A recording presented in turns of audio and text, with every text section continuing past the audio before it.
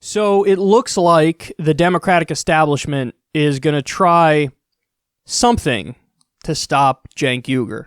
They've already pulled out a couple dirty tricks. They're not done yet. They know, man, that they can't let him win, because if they let him win, it's over. It's over. I mean, it was already, to them, it was already like bad enough that, oh my God, Alexandria Ocasio-Cortez, Ilhan Omar, Rashida Tlaib, we have insurgent candidates who are winning. They toppled somebody who was one of the next in line to be Speaker of the House, Joe Crowley. I mean, this to them, it's like, whoa, what's happening here? There's a sea change in the party. We're done with the neoliberal corporate centrism. It's not 1987 anymore. So we've evolved. We're back to FDR-style politics. We're back to social democracy.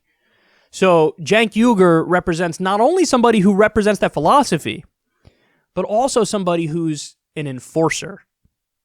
So what that means is he sets the conversation. He sets the dialogue. He sets the terms of the debate. So you can't, as much as, on this show, we have nothing but love and respect for Ilhan Omar and Rashida Tlaib and Alexandria Ocasio-Cortez and all the Justice Democrats. Are they enforcers, though? No. Enforcer is like, I don't care. I'm going to lead here, and I'm okay with the media shitting on me relentlessly. I'm okay. They're going to, whatever they want to do, they could do. I'm setting the terms of the conversation. So I'm going to go out there and say, oh, no, we're doing Medicare for all. And if you're not on the side of Medicare for all, well, let me check your fundraising numbers and let me see how much money you raised from for-profit health insurance companies and big pharma. Oh, look at that. You raised a lot of money from them. It's almost like you're a complete sellout. Imagine speeches on the floor of Congress where you have a Democratic congressman calling the Democratic leader a corrupt sellout. That's what you're going to get with Cenk Uygur. And it's going to be awesome. Now, they know this. They can't, their whole game with all the corruption and the big money and the lying to the constituents and, gaslighting everybody and then serving corporations and the rich, that whole game is up if the enforcer gets in there. So, look at what's happening now. The DCCC chair, Sherry Bustos, called for California's congressional delegation to meet at 5 p.m. to discuss California 25. That's Katie Hill's old seat. That's a Stop Cenk Uygur meeting. Here's what they know. He's in the ballpark with Christy Smith, the opponent. He's in the ballpark with fundraising. That scares them. Also, he's got a grassroots army. They don't have that enthusiasm that he has. They don't have people knocking on doors and making phone calls and excited to get him elected. They don't have that. So they're panicking, and they want to try to come up with something to stop him. So, at the same time that they're planning the Stop Cenk Uygur meeting, and they're having it, he released an ad. Let's take a look at that. Outsiders are America. I remember when I came to this country at 8 years old, I didn't even know what an immigrant was. My father would tell me stories about his life, how he grew up as an olive and grape farmer in Turkey. He would pick olives and pull weeds out until his hands bled. Eventually, his hands calloused and he could work longer days. Soon, he decided to pave a new path in his life. After fighting for and winning a free education in Istanbul, he came to graduate school in America. If it wasn't for that opportunity that my dad received, I'd still be in that field. I learned the value of hard work while on construction sites with him. That belief in the American dream is what led me to starting an online media company out of my one-bedroom apartment. Doing that allowed for a national platform for the working class to be heard. Now it's time to get louder. The insiders in DC have money, but we've got people. I'm going to DC to shut down corruption in politics.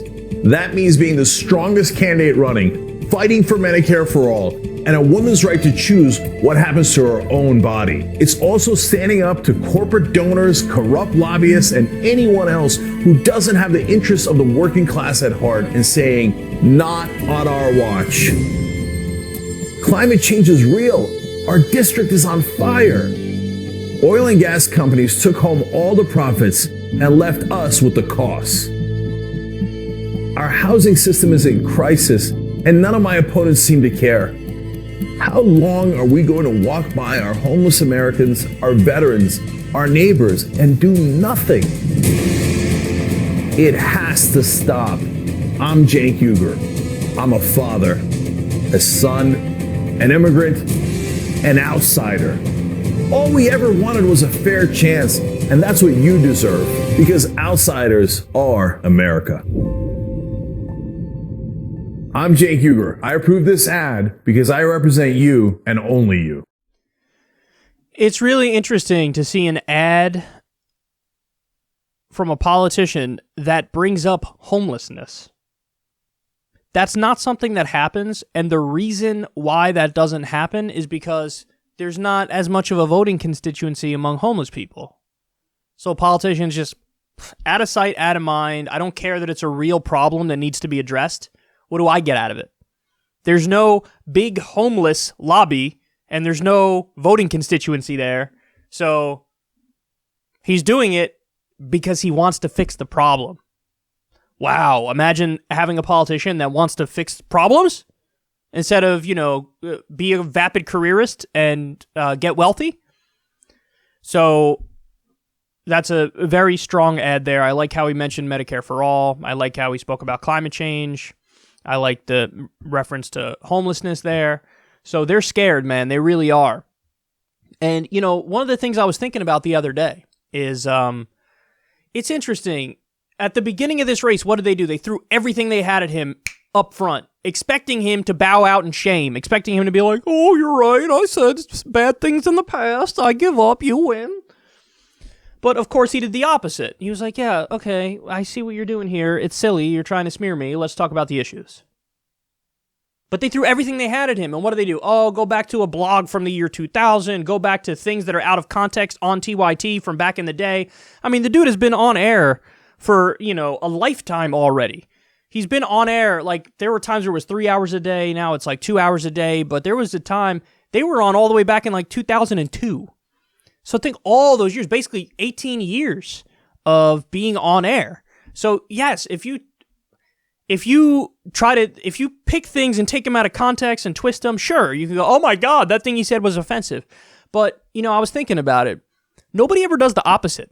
Nobody ever says, hey, let me go back and objectively look at some of the things you said and see, where you really are on the issues. Because to me, that's all that matters is the policy issues.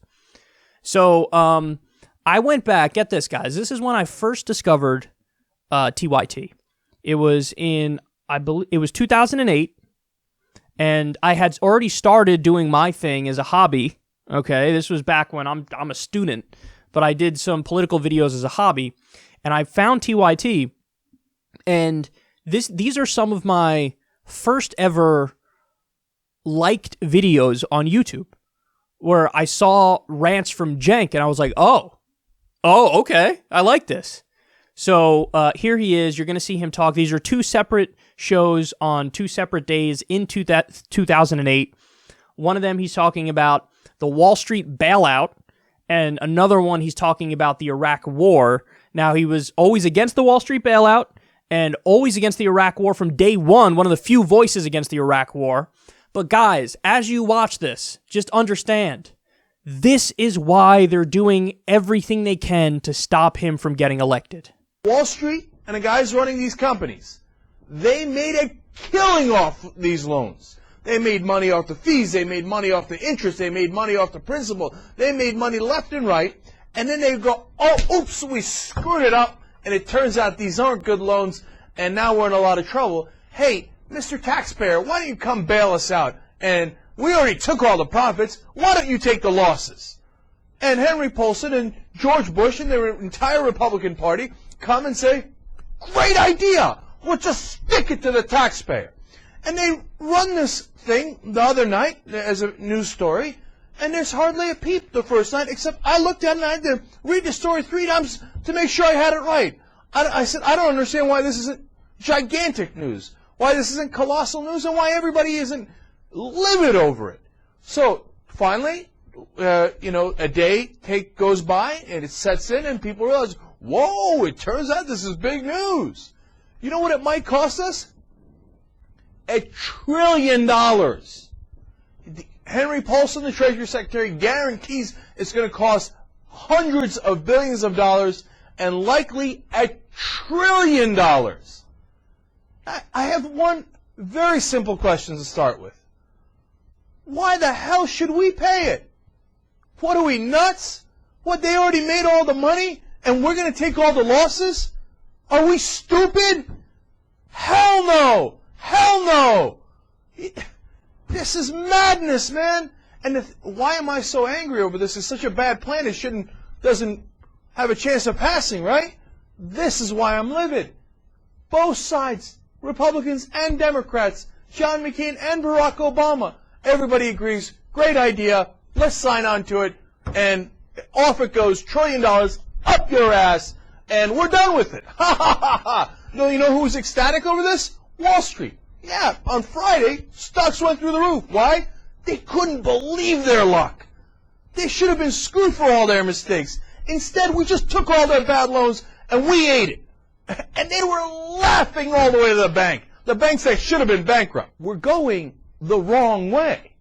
So if you said, I'm going the right way, and I could show it to you, and you see I've got 10 miles left to go, if you give me more time, I'm going to get there, I'd say, well, all right, okay, I don't like that we've spent so much time getting there, but I understand your plan. Go ahead and drive the extra 10 miles and we'll get there. But if you tell me you're driving the wrong way another extra 10 miles, after we've already driven 1,000 miles in the wrong way, why would I let you keep going? And we're going the wrong way because there is no plan. There is no unified Iraq to hand over and to have it be stable and secure and peaceful and flourishing for us to leave. The Iraqi army we're training is never going to get trained because it doesn't really believe in centralized Iraq. Let me give you one more analogy on it. You got a company, so we'll use a business analogy here. You got a company that says, look, here's how I make money, and here's how I'm going to make it, and here's how it's already working. Now the problem is I got cash flow issues. I don't have enough money to get me to my goal. But if you see that if I get to my goal, I'm going to be very profitable. As a businessman, you look at that and go, oh, I see. If I give him more time and I give him more money, he is going to get to his goal, right?